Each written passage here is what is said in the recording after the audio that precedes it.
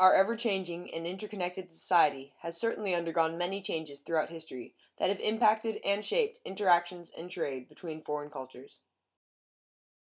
Today, trade is heavily rooted in internet-based technology, where one can order products from around the world with a simple click of the mouse. It's just really has changed the way that people shop, the way that people travel, the way that people, conduct their daily lives. I think it really has changed everything.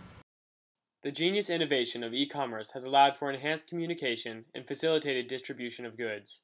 The combination of these two factors has created a truly global economy, but not without its costs.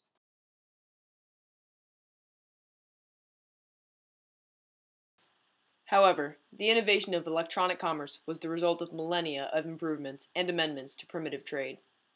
Because of the development of transcontinental bartering on the Silk Road, the transatlantic trade of the Columbian Exchange, and the globalization process set forth by the Industrial Revolution, the marketing innovation of electronic commerce expanded during the 1990s.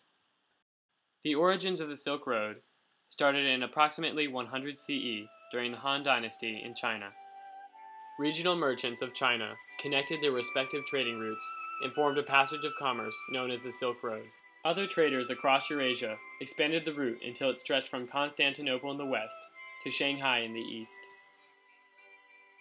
Among the many items traded were gold, silver, ivory, exotic foods and spices, bronze, iron, and horses. Dr. Joseph Dennis, a professor at Davidson College, elaborates.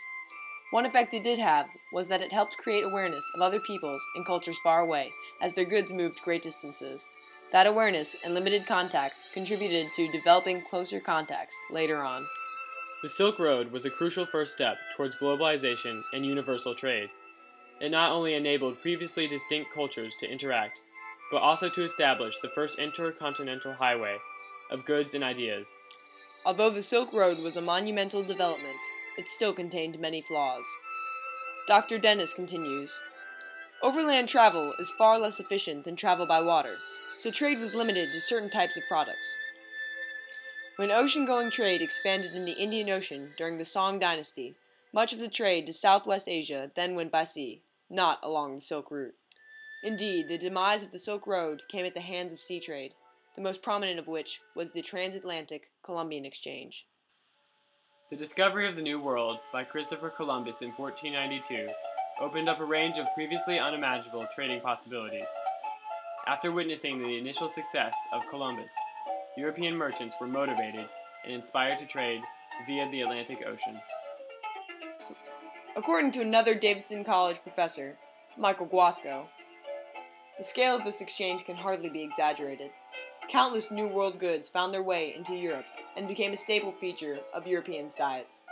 Some of these items are well known, such as tobacco and maize, corn, and the potato. In the long run, these items would have transformative effects on the Atlantic world. Professor Guasco expands on the Columbian Exchange by stating, disease, of course, was the biggest exchange. Indians in North and South America died by the millions, mostly from diseases like smallpox, influenza, bubonic plague, and others. The expansion of trade by sea was an important stepping stone to globalization by spreading goods and ideas in a more rapid fashion than the Silk Road ever did. The Columbian Exchange allowed for previously impossible transatlantic trade and created a more connected and diverse global economy. The contribution made by the Columbian Exchange to trade was truly innovative. Despite the quicker pace of the Columbian Exchange, it still took years for goods to make a complete cycle of trade. It was time for an innovation in trade to occur, this time through the Industrial Revolution. The Industrial Revolution was set into motion by James Hargreaves in 1764. This uneducated peasant unconsciously started a wave of innovation through his spinning jenny, which was meant to revolutionize weaving. With the radical appliance of machinery to daily work, the Industrial Revolution had the means to change the world. After the establishment of machines, the world was tied together by industrialization. Never before in history had a movement been able to impact trade so fundamentally. Trade was now as fast as physically possible. Industrialization, however, didn't always result in progress. In mercantilism, the motherland nations controlled exports and imports of their subordinates, thus hindering free trade. This was the fundamental problem leading up to the arrival of e-commerce. The structure of e-commerce rested largely on capitalistic principles. For example, success and productivity of electronic commerce could only be obtained through hard work on the part of a local business manager.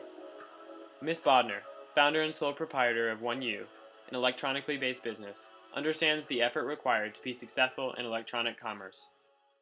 No matter what kind of business you're in, whether it's e-commerce or bricks and mortar, it's a lot of hard work. Perhaps the most dominant website on the internet today is a prime example of the rise of e-commerce in society. Amazon.com began as a lowly online bookstore based in a garage. During this time, computers, the internet, and technology in general were only just beginning to emerge into the public culture.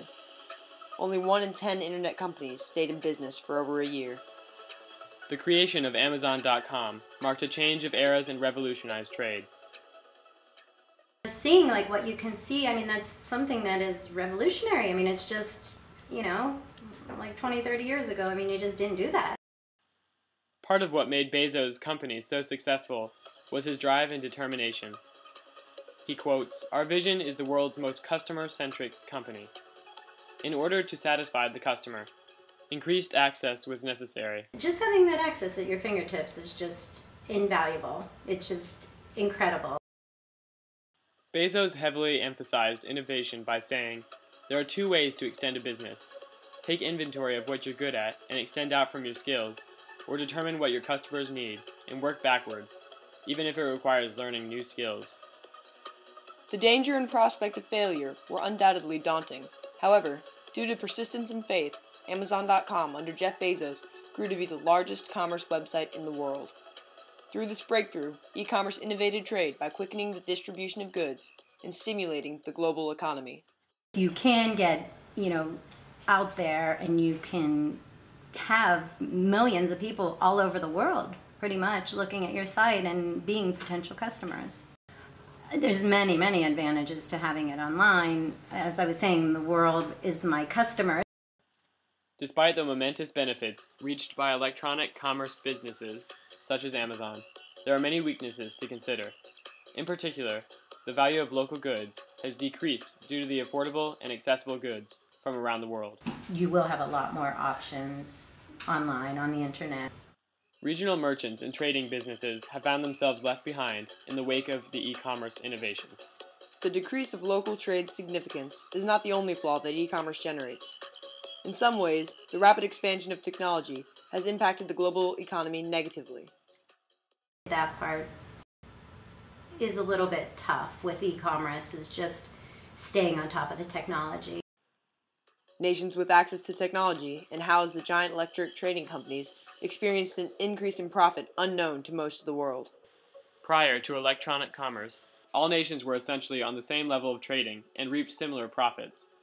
However, e-commerce has augmented the disparity between nations that host the corporate giants of trade and those that are simply left empty-handed. Innovations in trade have proved necessary to the advancement of society through history.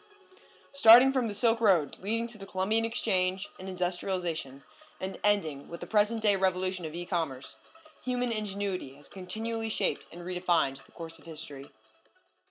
It does give entrepreneurs an outlet, a way to show themselves, to show their work, to show what they're doing, to show their products to the world.